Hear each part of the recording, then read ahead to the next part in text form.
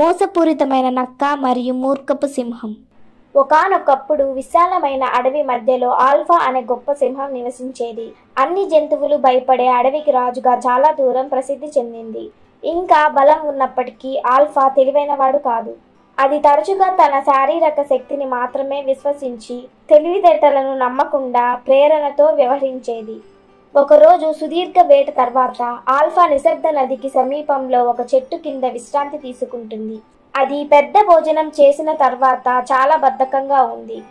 అది అక్కడ పడుకున్నప్పుడు జాక్ అనే తెలివైన నక్క జాగ్రత్తగా దగ్గరకు వచ్చింది. జాక్ ఆల్ఫా లాగా బలంగా లేదు, కానీ అది తన తెలివిని ఉపయోగించి అడవిలో జీవించేది. జాక్ చాలా నెలలుగా ఆల్ఫాని గమనించింది మరియు తన అహంకారాన్ని మరియు దూరదృష్టి లోపాన్ని గమనించింది. బలవంతుడే కానీ మూర్ఖుడైన రాజును సులభంగా తారుమారు చేయగలను. దానితో స్నేహం చేయగలిగితే నేను ఇకపై వేటాడాల్సిన అవసరం లేదు. తన పాలనలో నేను హాయిగా జీవించగలను అని తనలో తాను అనుకుంది. జాక్ చాలా వినయంతో సమీపించి ఆల్ఫా ముందు నమస్కరించింది. ఓ అడవి రాజా, నీ బలం మరియు ధైర్యం అసమానమైనవి. నేను ఒక చిన్న నక్కనే, కానీ నేను నీ రక్షణను కోరుతున్నాను.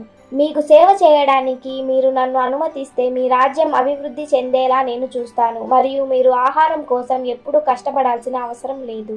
ఆల్ఫా తెలివి తక్కువది కానప్పటికీ మెప్పు పొందడాన్ని ఆనందించింది. తను నక్క వైపు చూసి నీలాంటి చిన్న ప్రాణిని నేనెందుకు నమ్మాలి అని అడిగింది. జాక్ వెంటనే ఇలా జవాబిచ్చింది, ఎందుకంటే ప్రభు, నేను చాలా దూరం ప్రయాణించాను మరియు నాకు అడవి రహస్యాలు తెలుసు.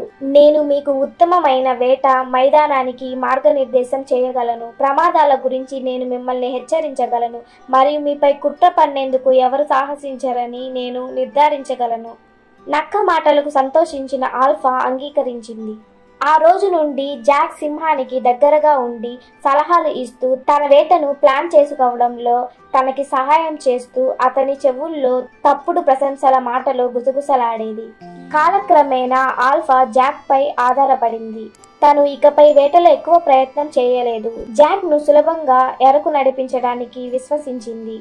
ఇంతలో నక్క తెలివిగా ఆల్ఫా పట్టిన ప్రతి భోజనంలో మిగిలిపోయిన వాటిని తింటూ ఎటువంటి ప్రయత్నం లేకుండా ఆరోగ్యంగా మరియు బలంగా పెరుగుతుంది. ఒకరోజు విఫలమైన వేట తర్వాత ఆల్ఫా నిరాశతో విలపించింది. 2 రోజులుగా నాకు సరైన భోజనం లేదు. నా ఆహారం ఎక్కడ ఉంది? జాక్ అంతర్గతంగా నవ్వుకుంది, కానీ తన ముఖాన్ని గౌరవంగా ఉంచుకుంది. ప్రభు, నేను అడవిలో ఉత్తర ప్రాంతాలలో సంచరించే గొప్ప గేదె గురించి విన్నాను. అది బలమైనది, కానీ నీ శక్తితో దానికి అవకాశం లేదు. మనము ఇప్పుడు బయలుదేరితే మీరు గొప్ప విందు చేసుకోవచ్చు.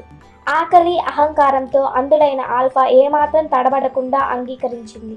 వారు అడవికి ఉత్తరం వైపు చేరుకున్నప్పుడు జాక్ సింహాన్ని జిగట బురదతో నిండిన చిత్తడి ప్రాంతానికి తీసుకెళ్ళింది. దానికి గేదె ముందుగానే తెలుసు, కానీ దానిని పట్టుకోవడానికి అసలు ప్రణాళికే లేదు. బదులుగా తనకి సింహం యొక్క పాలన నుండి ఒకసారి మరియు అన్నింటికీ విముక్తి కలిగించే ఆలోచన ఉంది. జాక్ ఇలా అన్నాడు, ప్రభు, గేదె ఆ చెట్లకు అవతల ఉంది. అది తప్పించుకునే ముందు మీరు దానిని చాలా వేగంతో సంప్రదించాలి. చిత్తడి నేల హెచ్చరిక సంకేతాలను గమనించకుండా ఆత్రంగా ఆల్ఫా ముందుకు దూసుకెళ్ళింది. అది బురదలోకి అడుగుపెట్టిన వెంటనే దాని భారీ పాదాలు జిగట భూమిలోకి లోతుగా మునిగిపోయాయి. అది ఎంత కష్టపడిందో అంత లోతుగా మునిగిపోయింది. జాక్ సురక్షితమైన దూరంలో నిలబడి దృశ్యాన్ని చూస్తుంది. జాక్, నాకు సహాయం చెయ్యి, నేను ఇరుక్కుపోయాను అని ఆల్ఫా గర్జించింది. తన గర్వం త్వరగా భయాందోళనకు గురి చేసింది. జాక్ తల ఊపి నిట్టూర్చింది.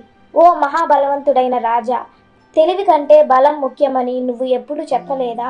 ఇప్పుడు నీ బలం పనికిరానిది మరియు నా తెలివి విజయం సాధించింది. షాక్ తో ఆల్ఫా కళ్ళు పెద్దవయ్యాయి. నన్ను మోసం చేశావు, ఎందుకు? జాక్ చాకచక్యంగా నవ్వింది. ఎందుకంటే మూర్ఖుడైన రాజు తన రాజ్యానికి ప్రమాదం. మీరు జ్ఞానం లేకుండా క్రూరమైన శక్తితో పాలించారు. అరణ్యానికి గర్జించడమే కాకుండా ఆలోచించగల పాలకుడు కావాలి. ఆల్ఫా కష్టాలు పడ్డా ప్రయోజనం లేకపోయింది. తను ఎంతగా కదిలితే అంత త్వరగా బురద అతన్ని క్రిందికి లాగింది. మరుసటి రోజు తెల్లవారుజామున శక్తివంతమైన సింహం భూమిలోకి అదృశ్యమైంది. ఆల్ఫా వెళ్ళిపోవడంతో అడవిలో ఉన్న జంతువులు విచిత్రమైన అనుభూతిని పొందాయి.